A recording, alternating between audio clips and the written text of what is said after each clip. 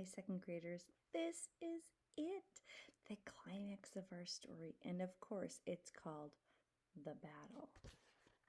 Ragweed's earring saved her. So powerful, so swift was Mr. Oak's descent that he pushed a wave of air before him and caused the earring to flutter. The flutter felt like a tap of a tiny finger on Poppy's ear. She felt it and whirled. At the last possible second, she saw the owl coming and made a leap to safety. The next moment, however, she realized she had made a terrible mistake. She had leaped not back among the corn, but further onto the open road. Mr. Ocox was now on the ground, blocking her way to the field. She spun toward the forest. In a second, the owl was up in the air and down on the other side. Once again, he had blocked her way. "Not so smart as all that, are you?" he sneered. "Well, I don't compromise with what I want," he told her. "And what I want is you never getting home alive." He made a sudden darting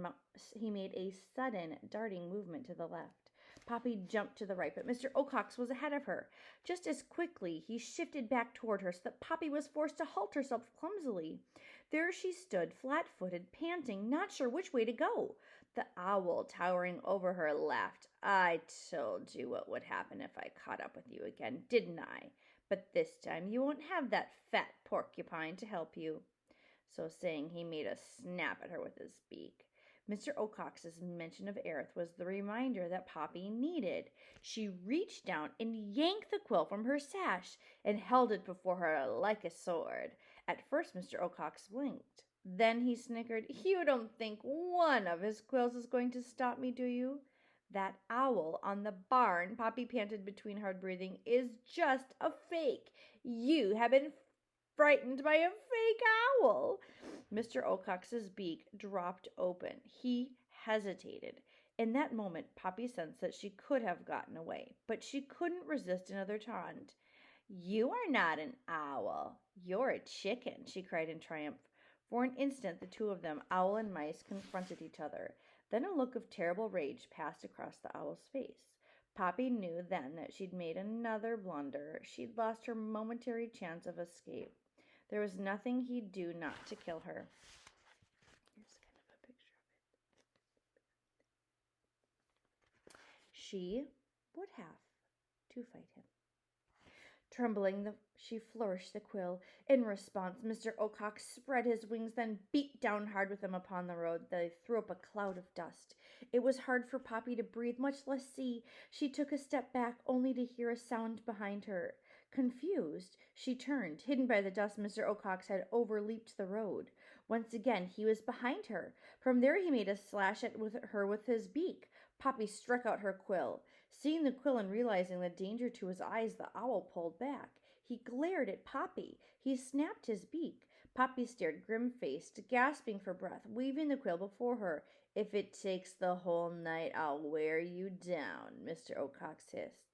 "All it takes is one mistake on your part. Then you're done. Finished." He made a forward feint. Poppy danced nimbly back. Mr. Ocox struck again.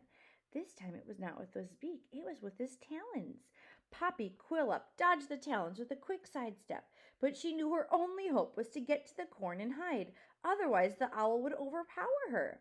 Making sure of her footing, she began to back up toward the forest, just as she'd hoped. Mr. Ocox leaped up and danced and landed between her and the trees.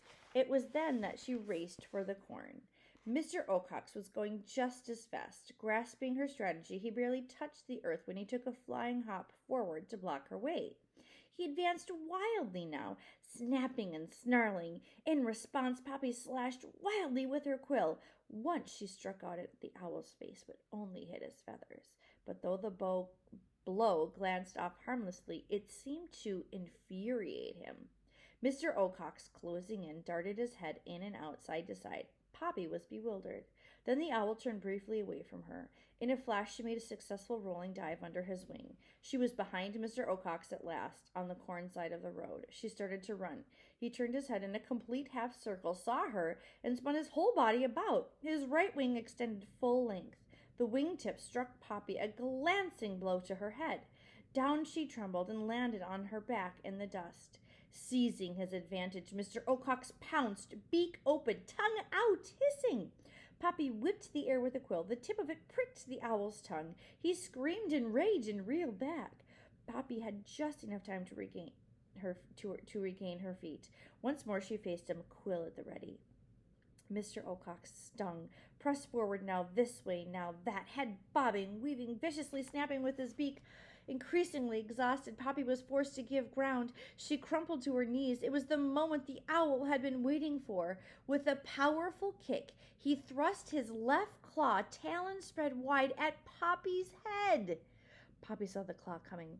Using all of her strength to grip the quill, she held up both paws to protect herself and jabbed it into Mr. Oakok's claw as it came down. The owl gave a great squawk, fell back, and began to roll about violently. Fearful of losing the quill, her only weapon, Poppy pulled on it with all her might, but the barbs had caught.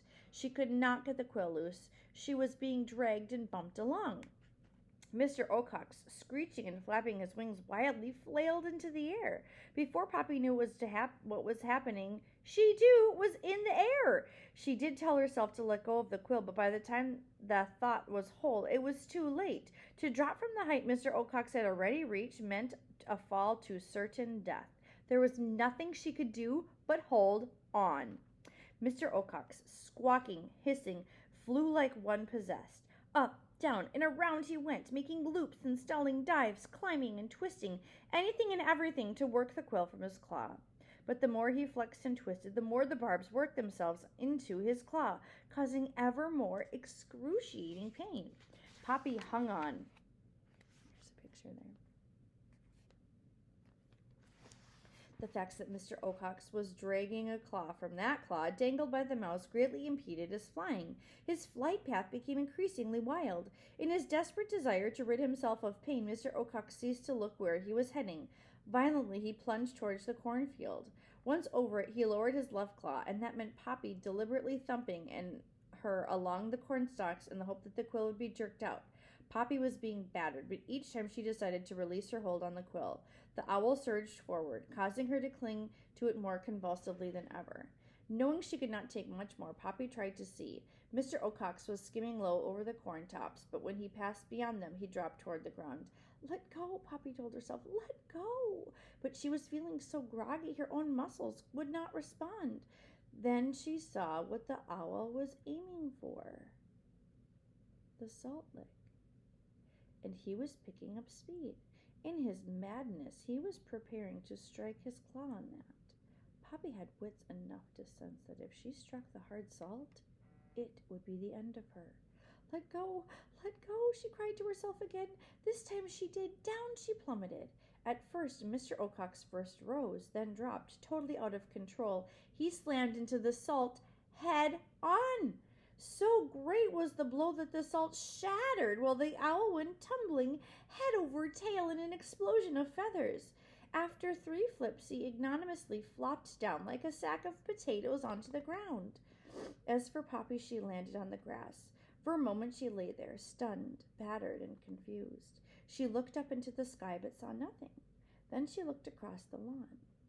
She saw him then. Mr. Oakok lay on his back, perfectly still.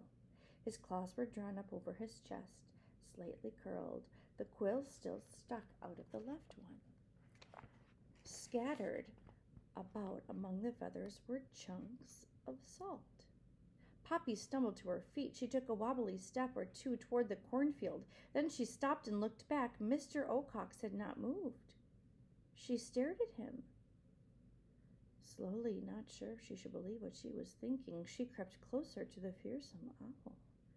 After every few steps she paused, looked, sniffed.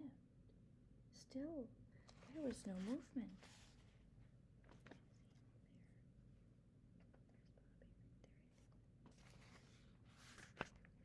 Close to Mr. Oakok's head now, Poppy stopped again.